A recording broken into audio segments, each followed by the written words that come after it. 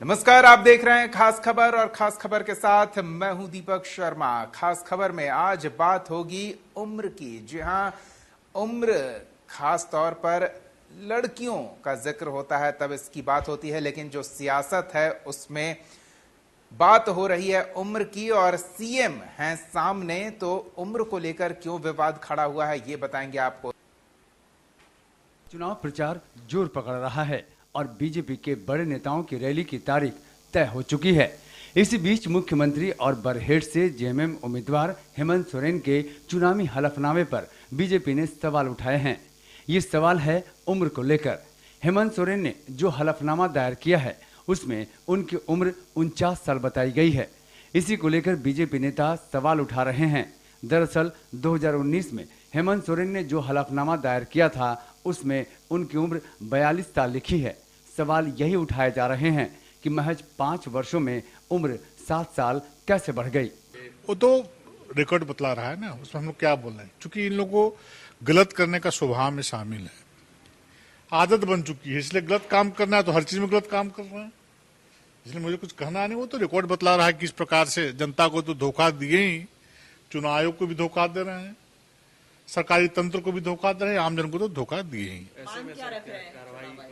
तो जो उचित कार्रवाई चुनाव को करना चाहिए, जो न्याय होना चाहिए वो न्याय दिखना चाहिए। मैं ईश्वर से प्रार्थना करता हूं कि दीर्घायु हो, उनकी लंबी उम्र हो, लेकिन साथ साथ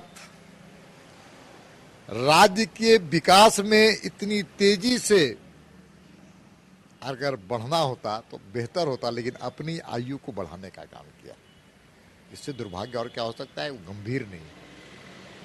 उनके लोग जो आते हैं वो किसी चीज में हस्ताक्षर करवा लेते हैं। बीजेपी की तरफ से सवाल उठाए गए तो जेएमएम का रुख भी हमलावर रहा। हेमंत सोरेन की पार्टी के नेताओं ने पलटवार करते हुए कहा कि हलफनामे में जो लिखा है उसके पूरे दस्तावेज भी हैं और हार की डर से बीजेपी के नेता बेतुकी बयानबाजी कर रहे हैं। है कि जब कहीं कुछ नहीं मिलता तो खिसियानी बिल्ली खंबा नोचे। अब हमने तो यहाँ जिस तरह की अनियमितता हुई है भारतीय जनता पार्टी के, पूरी तरह से मैं कहूँगा भी कहना नहीं चाहिए हमें, ये मामला आयोग के पास है। लेकिन अगर दूसरे उम्मीदवार जो यहाँ भारतीय जनता पार्टी के उम्मीदवार हैं, उन्होंने जो अपने नॉमिनेशन में जो गलती की है अपने नामांकन में, वो नामांकन उनका रद्द होना चाहिए था, लेकिन रद्द नहीं हुआ। किन कारणों से रद्द नहीं हुआ ये समझने की बात है। और जहां हमारे माननीय मुख्यमंत्री की बात है तो वो कोरा बकवास है।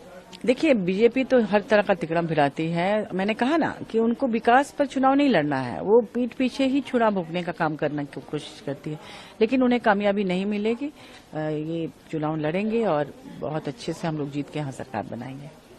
देखिए, हम लोग कुछ न छुपाते हैं न कुछ छुपाने की कोशिश करते हैं। जो भी है क्रिस्टल क्लियर है, सब कुछ साफ है, दस्तावेज लगे हुए हैं। दस्तावेजों से ही मिलान होता है, वेरीफाई होता है। जब रिटर्निंग ऑफिसर के सामने अपनी बातें रखने का समय था उस वक्त तो चुप्पी साथ बैठे थे, फिर उसके बाद दिव्यज्ञान आया, तब ये बातें आ रही हैं। अरे, मैं सुझाव दूंगा आपके चैनल के माध्यम से कि जीत हार होती है, एक बहुत बड़ी पराजय आपके सामने दिख रही है, तो मानसिक संतुलन मत खोइए, पॉलिटिकल स्पिरिट रखिए। हार जीत लगा रहता है, लेकिन भाजपा के लोग विचलित हो गए हैं, इनका मानसिक संतुलन गड़बड़ा गया है। और हम वो लोग हैं जो सूचना छुपाते नहीं, हम फर्जी चीजें नहीं डालते एफिडेविट में। आपके कई एक नेता हैं जो फर्जी डिग्री, किसी एफिडेविट में 8वां पास, किसी में मैट्रिक पास, किसी में इंटायर पॉलिटिकल साइंस। और भी कई एक मंत्री इनके थे जिन पर इस तरह के आरोप लगे थे। हेमंत सोरेन बरहेट से 2 बार चुनाव जीत चुके हैं। बीजेपी ने इस बार उनके मुकाबले गमेलियन हेम्ब्रम को मैदान में उतारा है।